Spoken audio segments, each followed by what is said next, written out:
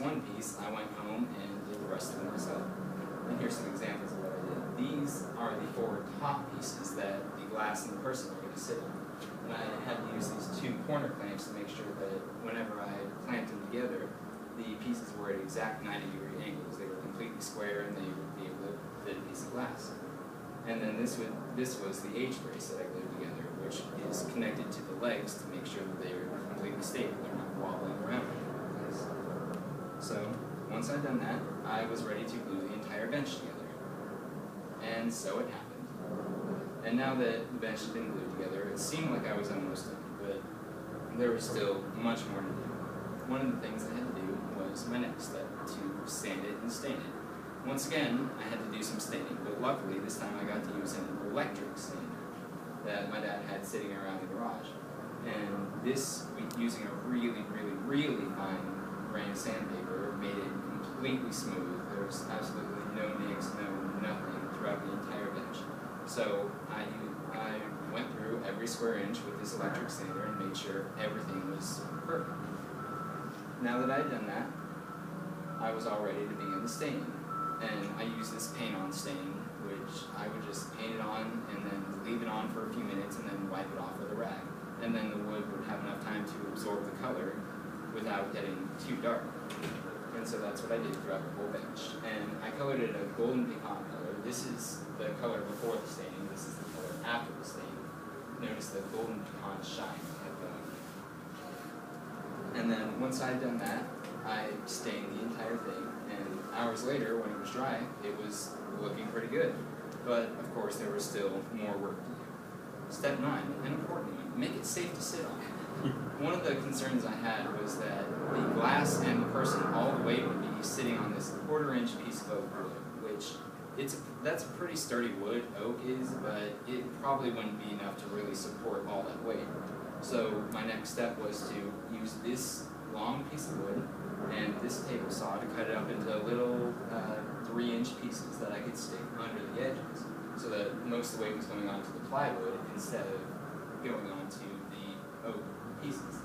So then it was much safer to sit on. Once I had done that, it was all ready to be sat on.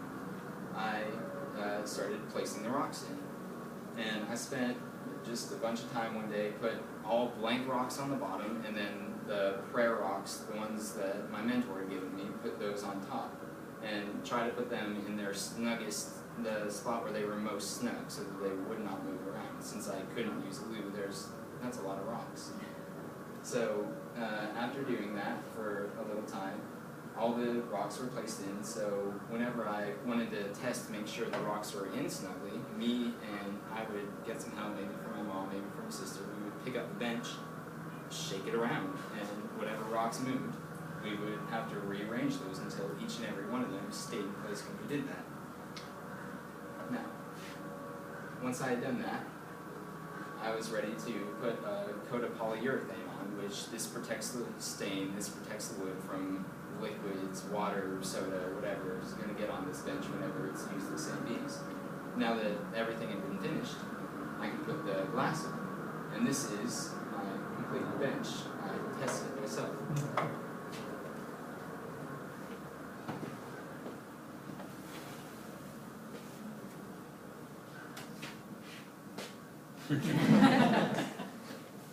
Obviously, it turned out much better than the prototype did. I was very pleased with the way it turned out, and I was really happy with myself once I had finished with it.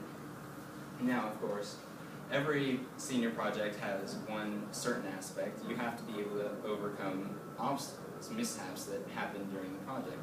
And I ended up having to do a lot of those during the project. One of the main ones was, as my proposed project originally was actually a prayer garden. And the bench would be included as an outdoor bench. It stays there all year long, and it would have to be waterproof. It would have to make sure that moisture can't get to the rocks and cause mildew and get all nasty and stuff like that. But the problem was, with a budget of $200, that really was not possible. We could not make a bench that was ready to stay outdoors all that time. So my mentor and I decided to just focus on the bench and make it perfect. We could just make it an indoor bench and everything would be fine. Another problem was this. It this might look like a piece of glass that's sitting on this bench right now, but that's actually an illusion. It really is a useless piece of glass that was a result of a misunderstanding with my glass provider. Over the phone, they thought that the glass that I had ordered was not tempered. This is definitely tempered. You can't sit on it if it isn't. It would break too easily. And the thing about tempered glass is if you try to cut it, it shatters into 1,000 little pieces, and that can happen. But over the phone, they didn't realize that it was tempered. So they said that they could get the glass in, they could cut it when it got there, and it would save me loads of time. But the problem was, it was tempered. They didn't know. So they had too big piece of glass that was sitting at their place, and I ended up having to pay for it with my own money. But I decided that since I know enough about woodworking now, I'll actually be able to use this knowledge that I gained to build a coffee table for my family, something like that. It'll be a good summer project. Another thing that caused problems for me was that these 4 top pieces originally did not fit together correctly, and I guess me and Mr. Sasson didn't realize it when we were cutting it. So I ended up just at home one day using our own chop saw to cut the right angles into the wood so that they would all fit together, which was really scary for me. I could have messed it up right then and there, but I decided that I'd have confidence in what I've learned so far, and I did it. Everything worked out, and as you can see, these pieces fit together really, really well. Now, another aspect of senior project was the senior paper, which since I had done this project for my church, I decided to take a religious standpoint on my senior paper. And while doing the research on the internet, I noticed a lot of articles were about religious intolerance. Like there was all kinds of hate crimes happening all over the United States. Turns out there's over 1,500 religious-based hate crimes in the U.S. per year. And I figure for the land of the free, that's a little bit too high. So what my senior paper was talking about was I proposed to get legislation through Congress to increase the punishment, make sure there's less incentive for a person to cause these crimes, because obviously these crimes are just absolutely awful. They cause emotional, physical pain to people, and this isn't something that could take place in our country.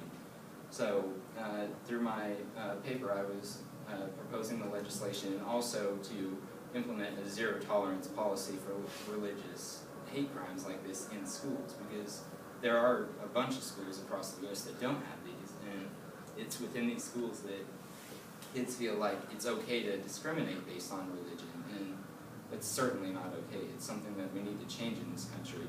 The Constitution guarantees religious freedom for every individual, and if we don't enforce that, then what can we enforce? We've got to live up to what we have started with our Constitution. Now, for my stretch, it was really a stretch for me because I had never done woodworking before. It really was something completely foreign to me.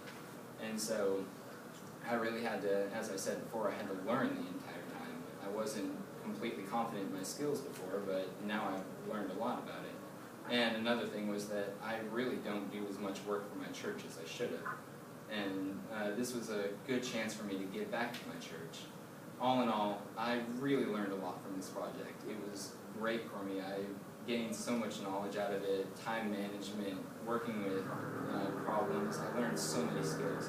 And at the same time, I got to give back to the church that's been giving to me for about 18 years of my life. And it was just a great experience. I wouldn't say I'd do the whole project again, but I'd love to do a bench like this again. And it was just an amazing experience throughout the entire thing, and I'm very glad I did it. I'd like to thank you all for coming to my project, and if you have any questions, ask them now. So you said it initially was going to be an outside bench, but now it's an inside bench. So where's it going to be?